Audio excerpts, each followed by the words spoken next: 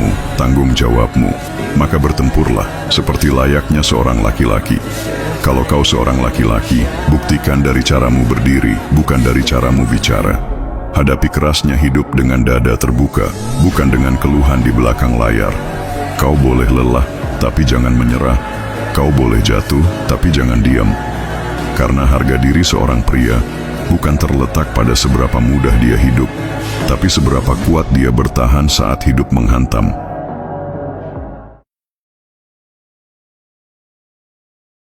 Dalam segala keadaan, ku mau bersyukur karena kau Bapa yang sangat menyayangiku. Kamu memang karakternya beda. Kadang pendiam, suka menyendiri dan gak nyaman di tempat ramai. Bukan karena sombong, tapi karena kamu lebih tenang saat sendiri. Kamu gak butuh perhatian orang, karena kamu tahu siapa dirimu. Tapi lucunya, kadang kamu juga suka bercanda. Bikin orang lain tertawa, padahal kamu sendiri lagi ada masalah. Kamu pintar menyembunyikan rasa sakit, seolah semua baik-baik saja. Tapi jangan salah, itu bukan kelemahan, itu tandanya kamu kuat. Jiwamu sedang dilatih oleh Tuhan, bukan untuk jadi biasa-biasa saja. Kalau lingkunganmu dipenuhi orang munafik dan penjilat, maka jangan heran ketika kebaikanmu dianggap sebagai sebuah kejahatan. Di dunia mereka, kejujuran adalah dosa. Dan sikap berani berdiri tegak dengan prinsip akan disebut kesombongan. Orang baik justru dipandang sebagai musuh, karena kebenaran selalu menjadi cermin yang menelanjangi kebusukan mereka. Mereka akan memutar balikkan cerita, membuat seakan ketulusanmu hanyalah topeng, padahal topeng itu mereka yang pakai setiap hari. Mereka tersenyum manis di depanmu, tapi menusuk diam-diam dari belakang. Dan ketika kau menolak untuk ikut arus, mereka akan menjadikanmu kambing hitam, hanya agar diri mereka terlihat bersih. Tapi ingat satu hal, lebih baik menjadi penjahat di mata para penjilat daripada ikut menjadi bagian dari kepalsuan. Karena pada akhirnya, waktu yang akan membuka siapa yang benar dan siapa yang hanya pandai bersembunyi.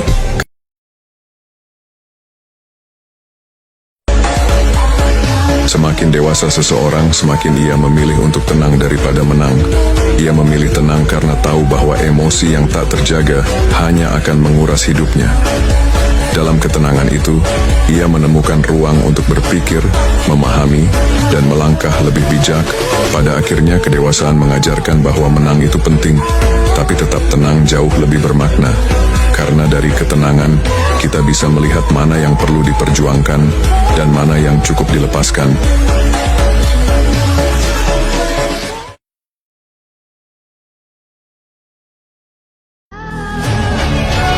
Semua yang datang ke hidupmu membawa pesan, bukan kebetulan. Ada yang hadir untuk menguatkanmu, ada yang singgah untuk menguji hatimu, dan ada yang pergi untuk mengajarkan arti kehilangan. Hidup selalu punya cara menyampaikan pelajaran, lewat orang-orang, lewat peristiwa, bahkan lewat hal kecil yang sering kamu abaikan.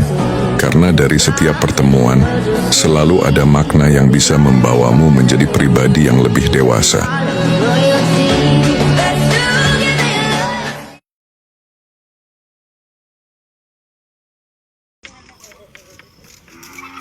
Wow.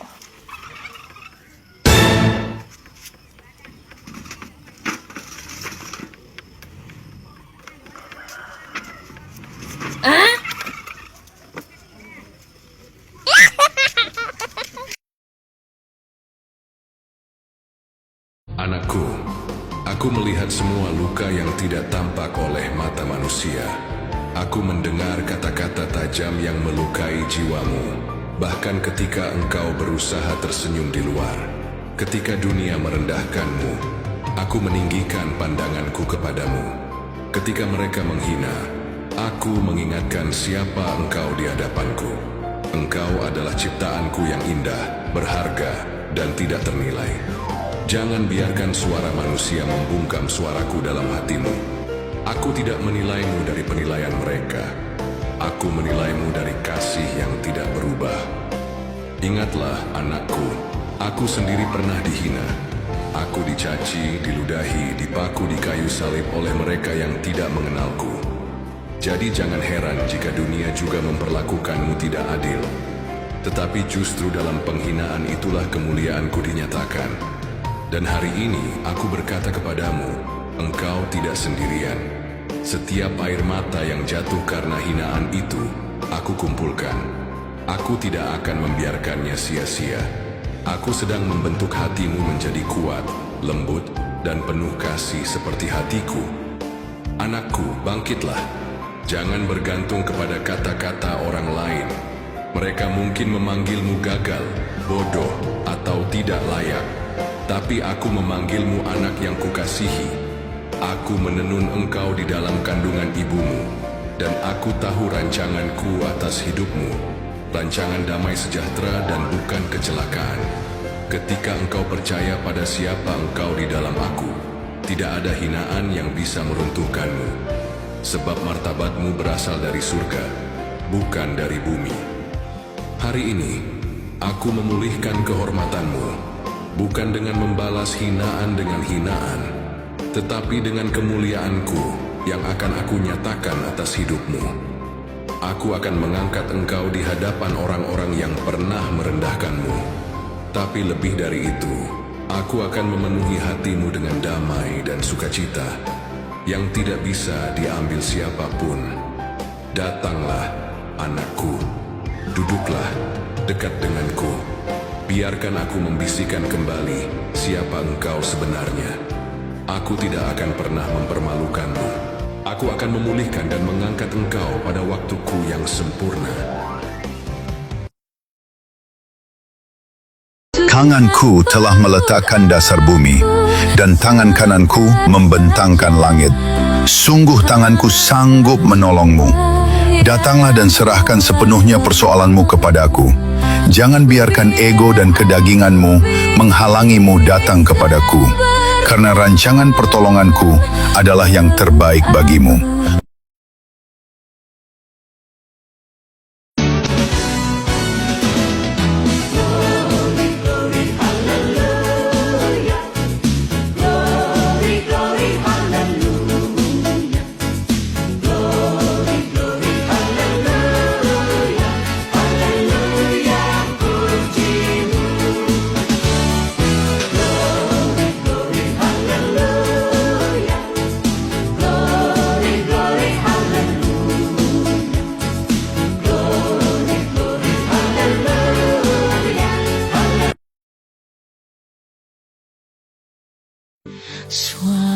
Suaramu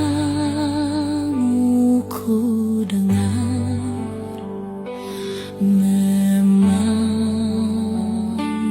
diriku supaya ku di Golgota dibasuh darahmu.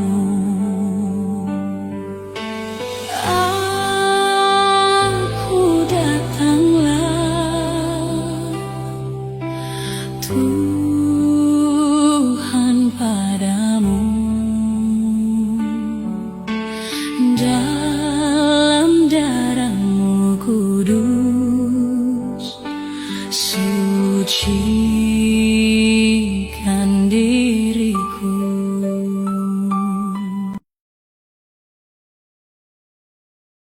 Tiada satu pun seperti kau, Yesus, kau sahabat yang sejati. Niatku untuk bersamamu itu tulus. Apapun kekuranganmu akan kuterima. Sekelam apapun masa lalumu tak akan aku permasalahkan. Akan kutemani kau dari titik terendahmu, sekalipun hanya satu yang kuminta darimu. Hargai aku dan jadikan aku satu-satunya untukmu.